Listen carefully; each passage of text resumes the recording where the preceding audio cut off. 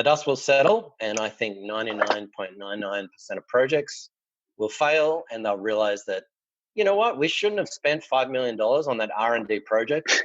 We should have just downloaded a free database from the internet, open source, and lesson learned, move on. This is Bitcoin Basics Podcast with your host Ferris, that's me, and Gordon from Coin Compass. We're Bitcoin advisors and educators supporting business and individual investors to safely buy, manage, and control their private keys, Bitcoins. This podcast is strictly educational and is not intended to be financial or investment advice. Full disclaimer in the show notes and at the end of this episode.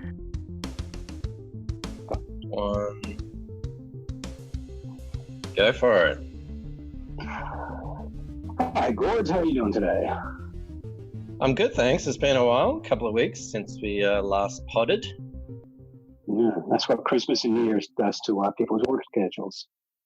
Exactly. Cool. So one of the phrases we've heard in the last couple of years is blockchain, not Bitcoin. Now, what does that mean? So I think this came about around 2014, maybe 2015, but certainly got popular in 2016 when people were kind of excited about Bitcoin and its technology, but they weren't really excited about Bitcoin, the cryptocurrency. So they kind of were thinking perhaps because they couldn't control it, maybe it was from banks or governments or individuals and companies. So they were interested in its technology, but because they couldn't control it, they sort of said, we like the Bitcoin technology behind it, the blockchain, but we don't necessarily like Bitcoin, the cryptocurrency. So this meme of blockchain, not Bitcoin, kind of came around and sort of hit its peak in, I guess, 2016, where every single company in the world were doing R&D and some sort of research project on how they could incorporate blockchain into their business or company in some way. Mm-hmm. And what's happened since? Have they successfully managed to do that, or what have been the projects that have succeeded or failed? I don't really work in the enterprise space. I'm working for myself, so I'm not really the person to ask and have the finger on the pulse, but I assume that basically every single, at least medium business, has had some sort of dabbling with blockchain, whether it's building a full-on supply chain or some sort of records on the blockchain, or just, a 1-hour presentation in the staff room, and everything in between. So I think that people sort of got sucked in a little bit with the hype. But now there are certainly several projects that, whether they're separate blockchains, like different altcoins, like Ethereum and all the rest, there's probably about 3,000 at the moment plus, or whether they're somehow trying to not even use the cryptocurrency of a blockchain and simply using the blockchain itself without any monetary value or token. Okay. Yeah, there was a lot of hype because I think I remember Heinz changed their name to Heinz Blockchain and the stock price went up 400% or something ridiculous. Long Island Iced Tea, I think, did the same. That's what it was. Yeah, thank you. So one of the things that I heard is that using the blockchain will be easier to trace the origin of certain products. For example, you can figure out exactly where your banana came from. It'll be a lot easier for inventory tracking. And is that true, or is that just part of the hype? So I'm going to try and remain neutral and a pragmatist with this. One of the arguments is really from the Bitcoin, what we call maximalist ideology of unless it's Bitcoin or unless it uses Bitcoin, it's totally useless and worthless, which I think is quite toxic and destructive. The other end of the spectrum is that, Bitcoin's too slow, Bitcoin's too expensive, blah, blah, blah, which, by the way, is by design. Therefore, Bitcoin is kind of useless. So both extremes are kind of silly, in my opinion. And I think the answer maybe lies somewhere in between. I guess the issue comes down to, and I know we're beating a dead horse here, so if you want to listen back to some of our previous episodes, especially the white paper, where we looked at the abstract, and the episode on private versus public blockchains. So we're not going to rehash that. The invention of Bitcoin is that it is a database. And yes, you can call it whatever you want. You can call it a distributed ledger. distributed ledger technology, whatever. It is a database, but the ingenious idea behind it is that it's a database that you can only append to. So kind of like a spreadsheet where you have values in a spreadsheet, you can only add rows to the spreadsheet. You can't actually add anything. You can't actually edit anything before the rows. So if you're at row 500 of the spreadsheet, you can only add data at row 501. You can't actually edit it. Yeah. And what a lot of people miss is that Bitcoin technology is actually a group of several existing and a few new inventions.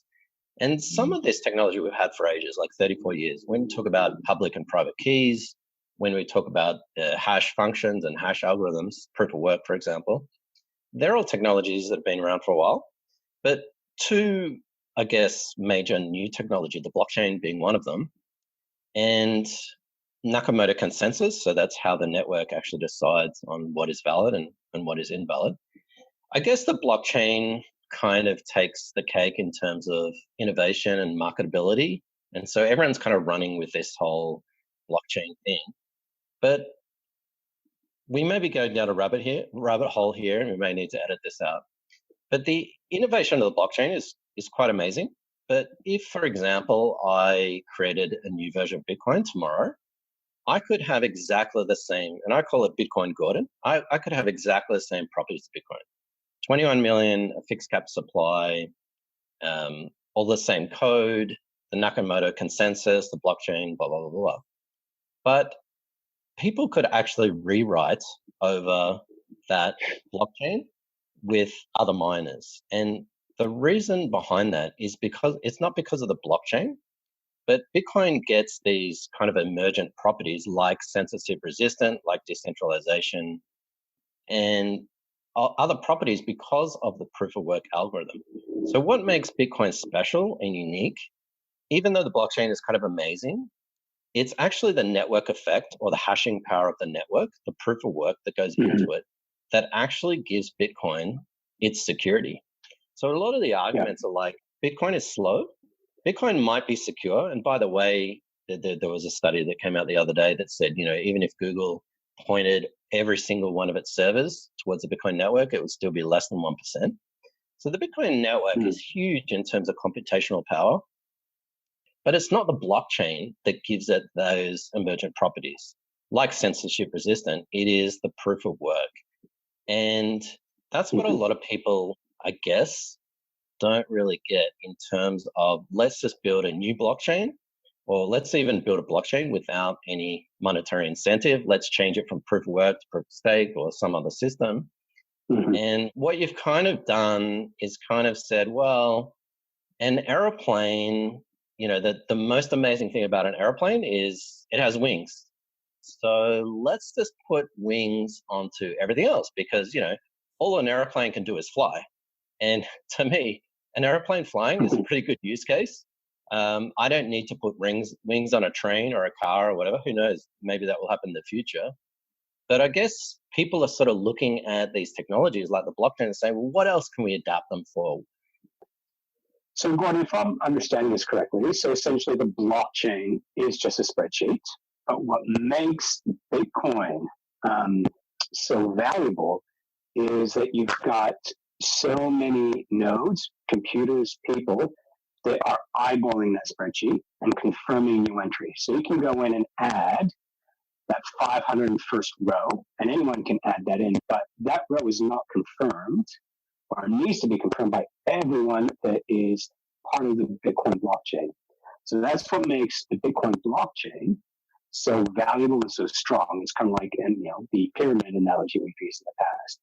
Whereas any corporation can just come along, create its own blockchain, but the power behind it, that network, is not there. It could just be their own IT department, for example. Yeah, absolutely. And I think there are probably computer scientists cringing when we say Bitcoin is just a spreadsheet, but we'll let that one slide. Bitcoin, as you said, is an append-only system. And you're right, anyone can add 501. So for example, I could download the Bitcoin blockchain and add my own transactions and give myself, $10 million. But the problem is I'm going to be out of consensus with every single other person on the Bitcoin network. to be nuanced, every single miner on the Bitcoin network verifying transactions. So I have a spreadsheet where the transaction at, say, row 501 gives myself, 10 million Bitcoins, but, 999,999 other miners don't have that particular transaction. So it's not, even though I'm using the blockchain, I've created my own sort of separate Bitcoin in effect, not because I've altered the blockchain, but because I'm out of consensus with the rest of the Bitcoin network. So that's kind of the nuance and the point of what you made. It's really the proof of work which gives Bitcoins its, amazing properties. Yeah. So with everything that they're trying to do with blockchain, like you say, we're just adding wings onto different infrastructures. Do you see any industry that Bitcoin could disrupt? Because it is disrupting finance, global finance. But is there any other thing that it actually could potentially in the future disrupt? Any other industry? Yeah, absolutely. I think that any experiment, and I think Bitcoin has gone beyond an experiment now, but there are certainly other experiments of other blockchains and trying to disrupt other industries. I think, to clarify though, there are really two sort of main pathways, and one is to use Bitcoin for your project. So whether that's to use the Bitcoin main chain or build some sort of what is called a side chain or a separate ecosystem that goes on top of the side of Bitcoin, or to create an entirely different blockchain. So for example, I'll give two quick use cases. For example, I think we mentioned in a previous podcast, Ford could create their own blockchain without any need for a token because, they don't need it. And so that would be a private blockchain, or what we call enterprise blockchain, that Ford and its vendors and its suppliers use. And that's completely separate to Bitcoin. It may have downloaded the Bitcoin code and massaged and changed or whatever that, but it's essentially an entirely different system. Or what you could do, and I think a lot of projects are starting to do this, is say, well, we don't need to build our own blockchain. We don't need to create a whole new monetary system, a token. What we can do is we can use the Bitcoin blockchain, but perhaps because the Bitcoin transactions are quite slow, only once every 10 minutes, because transactions are quite expensive, we'll build a separate system on the side or on the top, for example, Lightning Network that we've discussed before, or a side chain like Liquid, for example, as well. And what we can do is we can sort of, at various intervals, and there are different ways to do it, we can sort of peg in or sort of stamp our records onto the Bitcoin blockchain and sort of use that immutability of the Bitcoin blockchain, but not having to put every single transaction or every single document, if it's a document system, on the Bitcoin blockchain. We sort of use our own system. And then perhaps, once every hour, or maybe there are different technologies, we can do all kinds of things that perhaps we won't go into now, that a document managing system could do something like that. And they're kind of the two ways to go. So the first way, to create a whole new blockchain, I kind of don't get it. You may as well just use a database. So Ford just uses an existing database. Database technology has been around for 70, 80 years. And hey, you're going to get 1 million transactions a second with traditional databases. They're going to be faster. They're going to be probably arguably more secure. They're certainly going to be cheaper. So why use that than use a Bitcoin blockchain that can only do 7 transactions a second? Because what the Bitcoin blockchain gives you is really security and immutability and the uncensorable nature of your transactions. If you don't need that, then you don't need a blockchain. Okay. So I don't know if this is a good example or not, but I think anyone listening under the age of 35 might not be aware that just 10, 12 years ago, if you wanted to go online, you would have to make sure that no one was using a telephone inside the house. When I say telephone, I mean a landline plugged into the wall.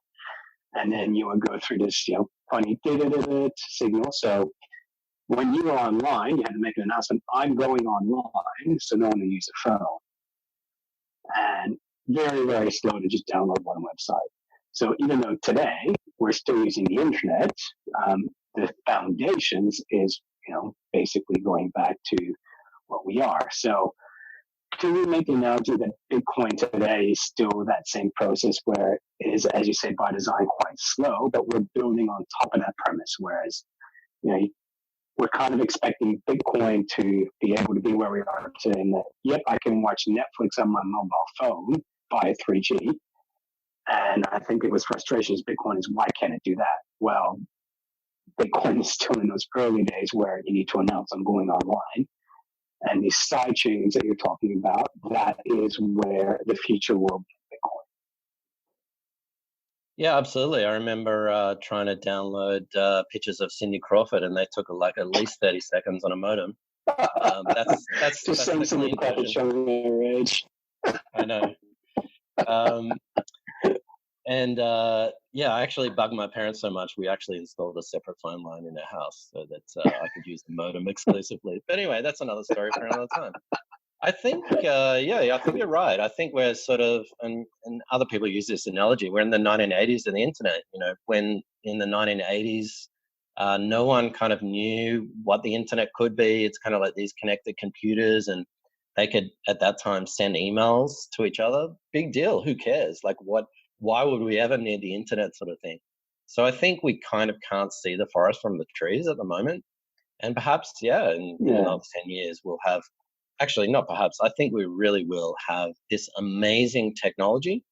And don't get me wrong, I think there's a lot of non-Bitcoin blockchains and projects out there that are amazing. They're trying to do this. They're really on the cutting edge and of experimentation.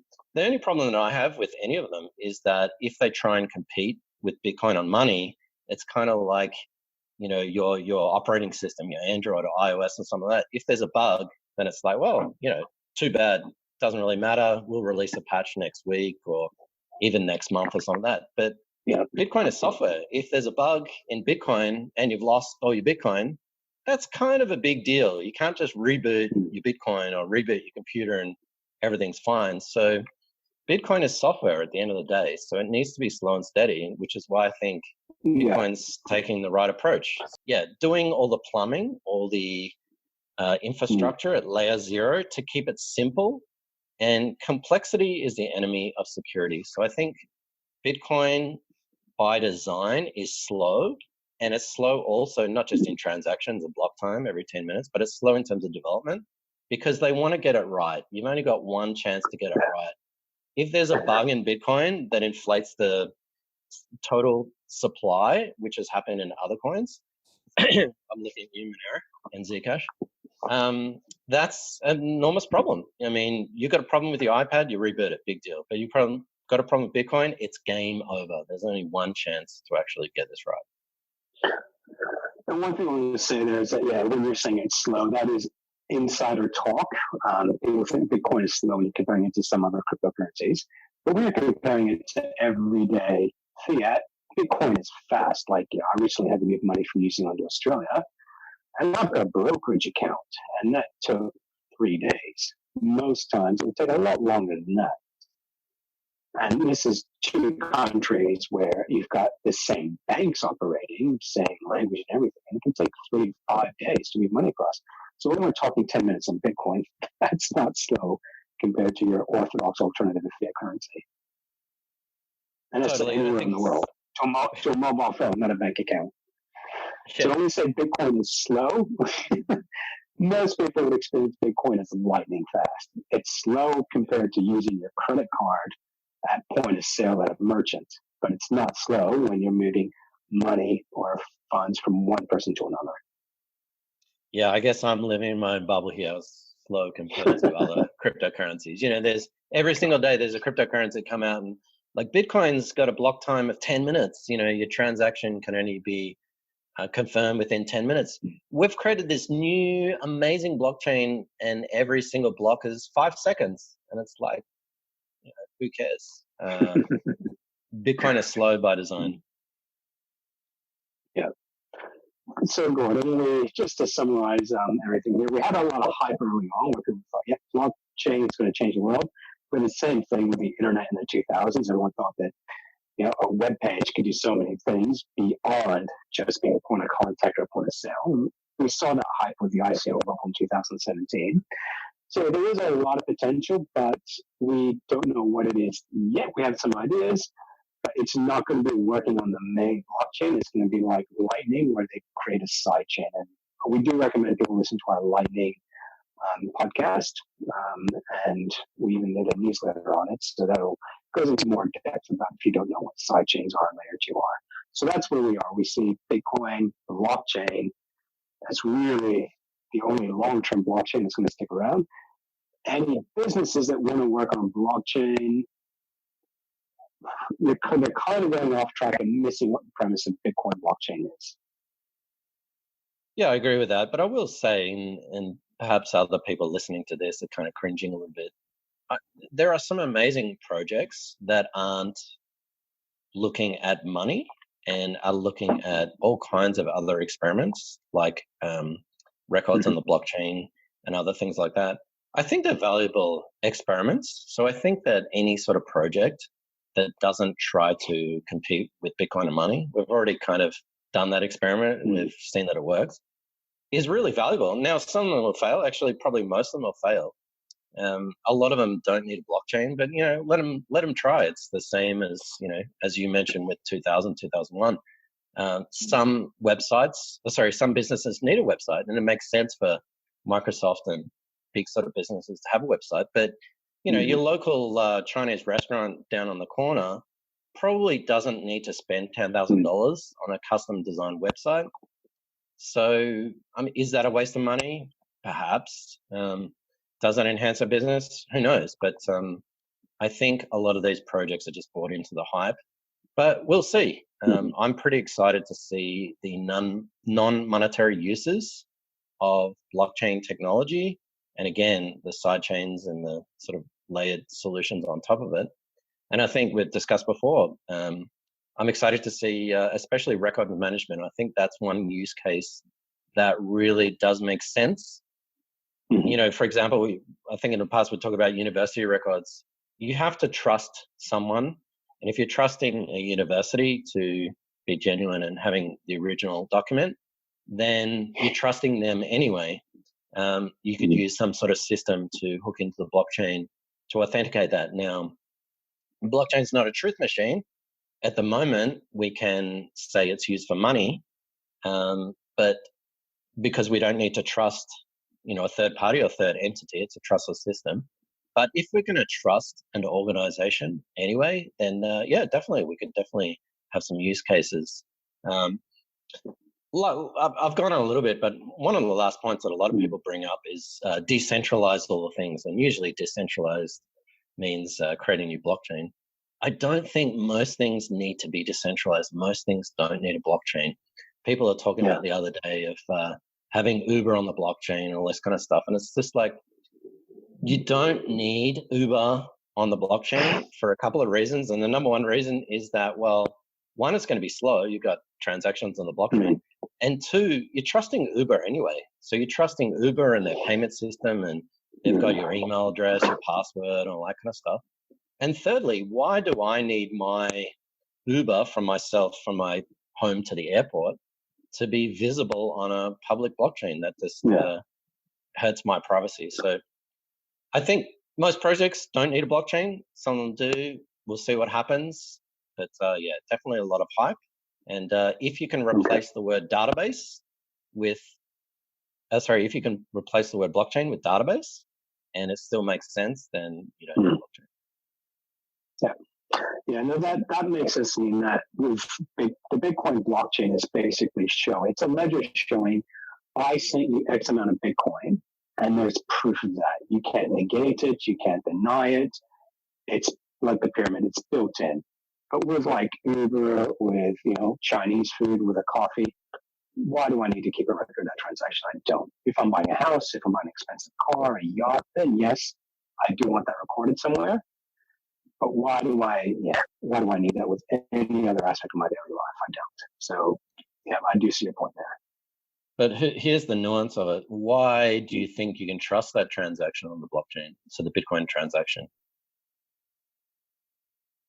Well, as we mentioned before, it's the transaction has been verified by the large network. Whereas why would I, like you said, why would I trust a corporation with that? Yeah, and I think it's in two parts. One, yeah, you're right. It's been verified and there's proof of work and there's several confirmations behind that, blah, blah, blah. But the second part and most important part is that in every single Bitcoin transaction, the input to the transaction is actually an output from a previous transaction. So you're not actually trusting any individuals, companies, third parties, or anything. It's a self-referential system in that I send you Bitcoin. Well, how does the Bitcoin network know that I have any Bitcoin to send? Well, in previous transactions, someone else or some entity has sent me Bitcoin. So the Bitcoin network doesn't rely on any human intervention. It's completely self-referential. So that's why you don't need to trust it. Yeah. Don't trust, verify. Yeah.